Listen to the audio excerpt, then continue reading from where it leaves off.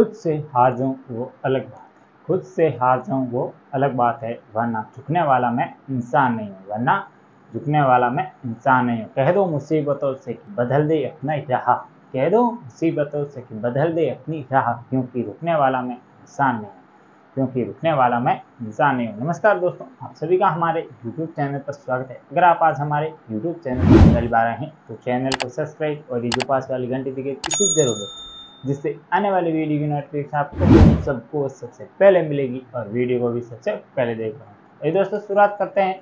आज है 22 अप्रैल 2024 और 22 अप्रैल 2024 की हम प्रमुख करंट अफेयर की घटना देखने वाले हैं। और today current affair episode number ये हमारा कौन से क्रम का है, तो ये हमारे एपिसोड नंबर 256। अगर आपने पिछला एक भी एपिसोड नहीं देखे तो वो सभी भी जरूर देख लेना, क्योंकि उसमें मैंने आपसे के लिए most important current affair plus static GK भी करवाए हैं, तो आप सभी को वो जरूर देखना है। और इसके अलावा आप अब हमें अन्य सोशल मीडिया प्लेटफॉर्म पर फॉलो कर सकते हैं, जिसका लिंक इत्यादि आप सभी को इस आपको डिस्क्रिप्शन में मिल जाएगा, तो आप वहाँ जाकर हमें अन्य जगह फॉलो कर सकते हैं। और इसके अलावा आप हमारे शॉर्ट वीडियो भी जरूर देखा करें, जिसमें मैं आपको सभी को भारत के प्रमुख लोक नृत्य सीरीज चल रही है अभी तक, तो वो आपको जरूर देखने। और इसके अलावा हमारा जिला दर्शन सीरीज भी स्टार्ट कर रखी है हमने, तो काफ़ी ज़िले मैंने कवर करे हैं, आगे आने वाले समय में और भी ज़िले कवर करवाने वाला हूँ, तो वो सभी भी आप जरूर देखना। इत्यादि मैटर मिलता है आपको इस चैनल पर।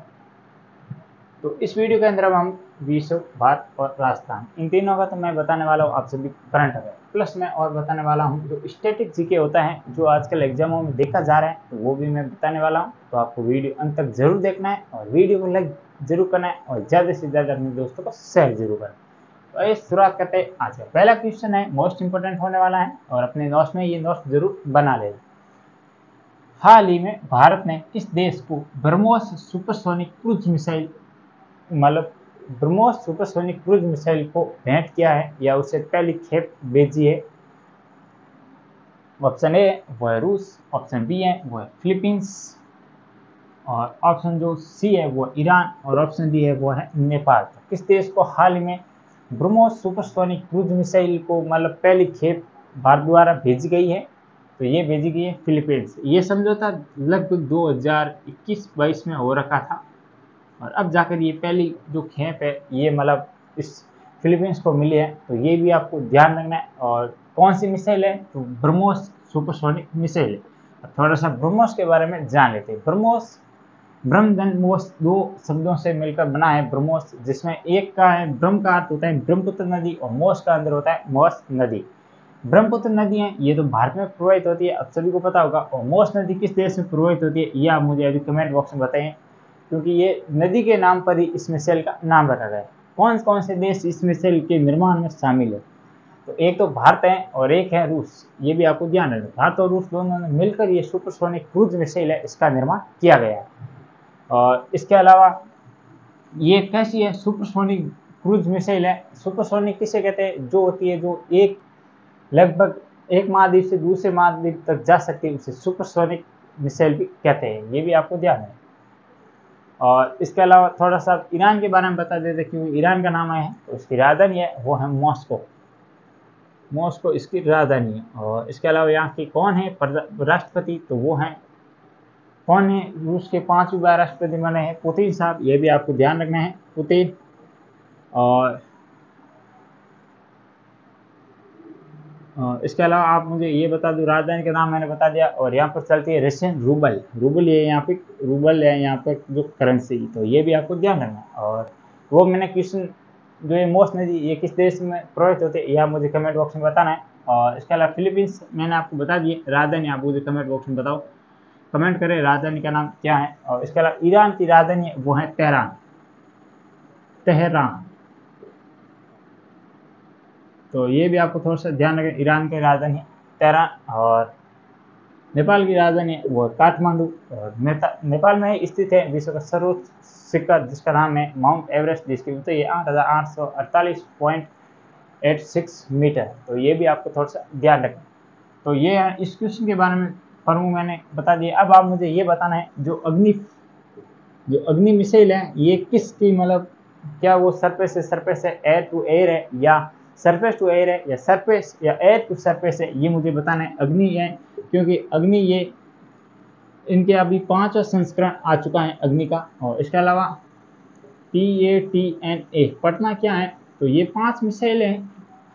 कौन कौन से हैं? पृथ्वी है, अग्नि है, त्रिशूल है, नाग है और आकाश है। तो ये 5 मिसाइल है, ये भी आपको थोड़ा सा ध्यान रखना है। जिसका निर्माण किसके द्वारा किया गया, तो इसका निर्माण एक प्रोग्राम चला था जिसका इंटीग्रेटेड गाइडेड मिसाइल प्रोग्राम। इस मिसाइल प्रोग्राम के तहत इस 5 मिसाइल का निर्माण किया गया है, जिनके मतलब प्रमुख मिसाइल निर्माता कौन थे, तो APJ अब्दुल कलाम, जिसे मिसाइल मैन ऑफ इंडिया के नाम से भी जाना जाता है। तो ये इतना स्टैटिक जीके के क्वेश्चन आपको यहाँ से करने को मैं करवा रहा हूँ, तो ये भी आपको थोड़ा सा ध्यान रखना है। आइए आगे बढ़ते हैं, देखते हैं आज का दूसरा क्वेश्चन।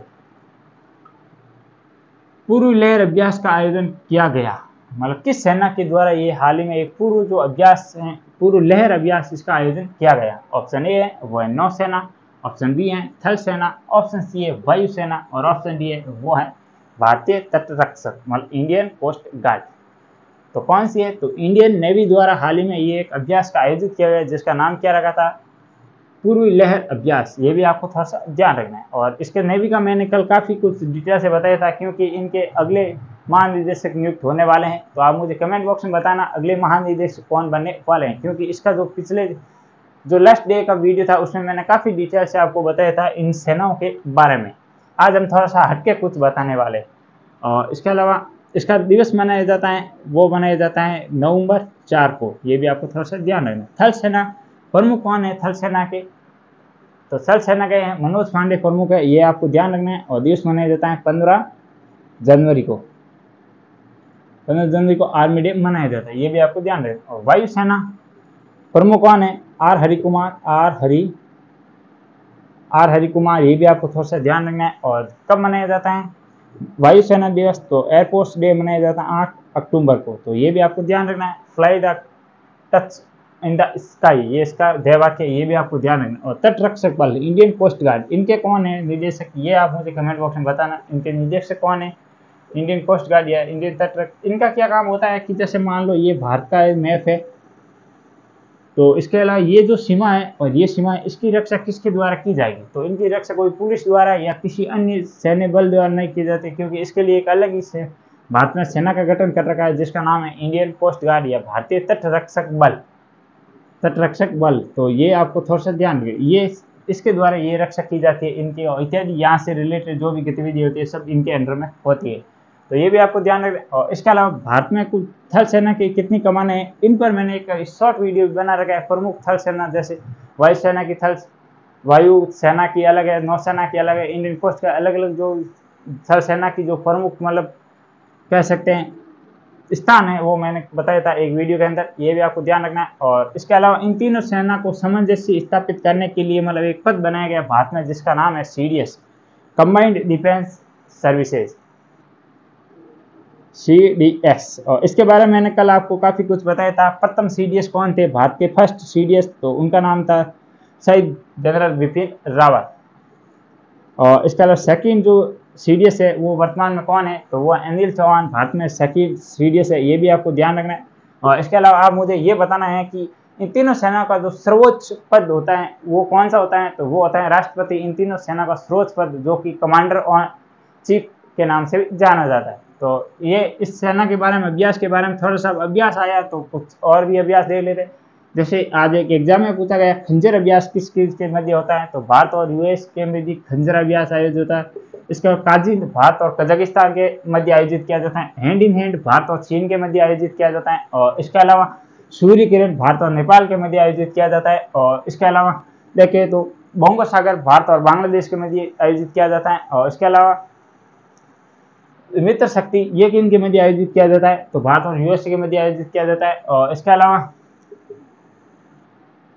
जो एक और है ना, उसका नाम क्या, काफ़ी कुछ है, याद नहीं आ रहा है, जैसे याद आएंगे तो और बताएंगे। और अलग से एक वीडियो भी मैंने बना रखी है प्रमुख सैन्य अभ्यास की, वो भी आपको बताना है। और इसके अलावा एक मोस्ट इंपॉर्टेंट है, अभी मुझे कुछ याद नहीं आ रहा, बाकी काफ़ी कुछ मैं आपको बता देता इस क्वेश्चन के अंदर। तो आइए आगे बढ़ते हैं, देखते हैं आज का तीसरा क्वेश्चन। हाल ही में महिलाओं की 50 kg में भारत के लिए पेरिस ओलंपिक कोटा हासिल किस खिलाड़ी द्वारा किया गया है। ये इंपॉर्टेंट होने वाला है क्योंकि आगे आगे जो भी समय में होने वाले हैं कौन से पेरिस ओलंपिक। तो उसमें कोटा हासिल किया है किस खिलाड़ी के द्वारा? ऑप्शन ए है वो है गीता फोगाट, ऑप्शन बी है विनेश फोगाट, ऑप्शन सी किरण देवी और ऑप्शन डी है वो है भवानी देवी। तो ये किस खेल से संबंधित है? पहले तो ये भारोत्तोलन जैसे वेट लिफ्टिंग के नाम से भी जाना जाता है और इसके तहत सबसे फेमस खिलाड़ी का नाम बताइए वेट लिफ्टिंग या भारोत्तोलन में, तो वो है मीराबाई चानू। आप सभी जानते हो मीराबाई चानू के बारे में क्योंकि उन्होंने द्वारा गोल्ड मेडल जीता गया था और काफी कुछ चर्चा में रही थी। और इसके अलावा इसका राइट आंसर होगा वो होगा option number B Vinesh Phogat. Vinesh Phogat ने हाल ही में